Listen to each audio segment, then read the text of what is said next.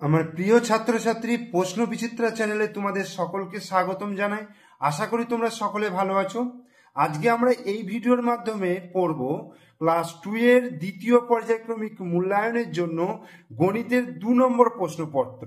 ঠিক আছে, এটা তোমরা রায়মার্টিন বইয়ে পেয়ে যাবে 334 পাতায়। ঠিক আছে, তাহলে শুরু করছি। দেখো একের দাগের কি বলছে, নির্দেশ মতো যোগফল এবং বিয়োগফল নির্ণয় করতে বলেছে। প্রথমে দিয়েছে একটা যোগ এবং একটা বিয়োগ। তো যোগফল এবং বিয়োগফল তোমরা সকলেই শিখেছো। তো এই যোগফল এবং বিয়োগফলটা চটপট করে ফেলবে। তো কি আছে, প্রথমে দেখো 5 আর 7, 7 আর 5 যোগ করলে কত হবে, 12। তাহলে 12 কি হবে, 12 2 হবে, হাতে এখানে 1 হয়ে যাবে। 3 আর 2 কত, 5, 5 আর 1 কত হয়ে যাবে, 6। তাহলে উত্তর হয়ে গেল 62। এখান থেকে বিয়োগ করে দেখো, 7 থেকে যদি 5 বিয়োগ করি তাহলে কত হবে, 2 হবে, আর এখানে 9 নেমে আসবে, তাহলে কত হবে, 92 অ্যান্সার হচ্ছে। এরপরে 2 এর দাগে দেখো গ্রেটার দেন চিহ্ন বা লেস দেন চিহ্ন বসাতে বলছে। এই চিহ্নের অর্থ হচ্ছে যেদিকটা সরু দিক অর্থাৎ ছোচালো দিক সেদিকটা হচ্ছে ছোট, আর যেদিকটা মোটা দিক সেদিকটা হচ্ছে বড়। যেমন দেখো 28 আর 36 আছে, তোমরা বুঝতেই পারছো যে 28 আর 36-এর মধ্যে 28টা ছোট, তাহলে 28-এর দিকে ছোচালোটারও হবে। 22 আর 27-এর মধ্যে বুঝতে পারছো যে 22টা ছোট, তাহলে 22-এর দিকে হবে, মুখ করে থাকবে। 42 আর 31-এর মধ্যে 31টা ছোট, তাহলে এই দিকে হবে। 55 আর 62-এর মধ্যে 55টা ছোট, তাহলে 55-এর দিকে চুজ করে হবে। 97 আর 76-এর মধ্যে 76টা ছোট, তাহলে 76-এর দিকে সরু দিকটা হবে। আর 42 আর 58-এর দিকে 58-এর মধ্যে 42টা ছোট, তাহলে 42-এর দিকে হবে। ওকে, 3-এর দাগের কি বলছে, নিচের সমস্যাগুলির সমাধান করতে বলেছে। কয়েকটা বলছে, দয়ারাম কাকুর ঝুড়িতে অনেকগুলো লিচু আছে। তিনি মিমিকে 14টি, প্রতীককে 19টি লিচু দিলেন। এখনো ঝুড়িতে 13টি লিচু পড়ে আছে। তাহলে দয়ারাম কাকুর ঝুড়িতে প্রথমে কতগুলি লিচু ছিল, দেখো মিমিকে দিয়েছে কতগুলো, 14টা, 1 10 4 14। আচ্ছা, প্রতীককে কতগুলো দিয়েছে, 19টা। আর ঝুড়িতে কতগুলো রয়েছে, এখনো 13টা। তাহলে যোগ করলে কত হবে, দেখো 3, 9 আর 3 9, 10 11 12, 12 আর 4 12 13 14 15 16, 16 6 হলো, হাতে এখানে 1 নিলাম, তাহলে 1 আর 1 2 আর 1 3 আর 1 4। তাহলে ঝুড়িতে মোট কতগুলো লিচু হলো, 46টা। এরপরে দেখো কয়েকটা বলছে, আজ খুব বৃষ্টি পড়ছে তাই 19 জন ছাত্রছাত্রী স্কুলে আসতে পারেনি। ঠিক আছে, তোমাদের শ্রেণীতে মোট ছাত্রছাত্রী 37 জন, তাহলে আজ কতজন স্কুলে এসছে। 19 জন ছাত্রছাত্রী আসতে পারেনি, মোট ছাত্রছাত্রী হচ্ছে 37 জন। তাহলে মোট ছাত্রছাত্রীর সংখ্যা হচ্ছে 37, 3 10 7 37। আজ স্কুলে আসতে পারেনি কত, 19 জন, 1 10 9 19। তাহলে এবার কি করব, 7 থেকে 9 বিয়োগ করব।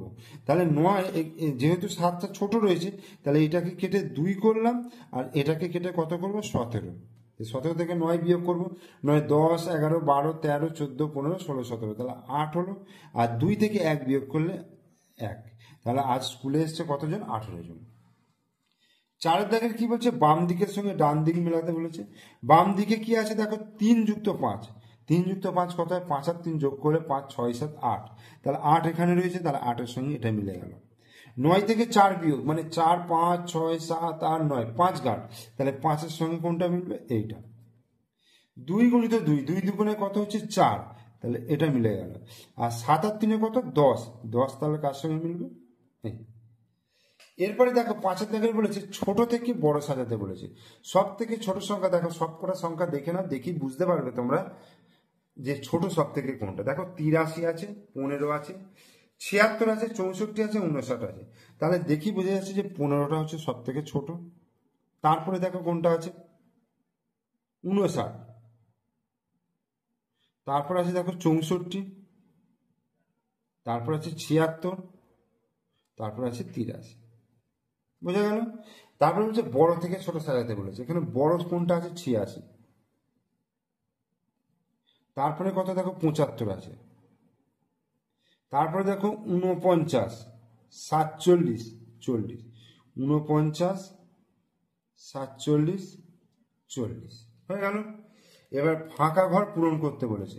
4 যুক্ত 4 যুক্ত 4 কত হয়, 4 5 6 7 8 9 10 11 12, তাহলে 1 10 2 12 হলো।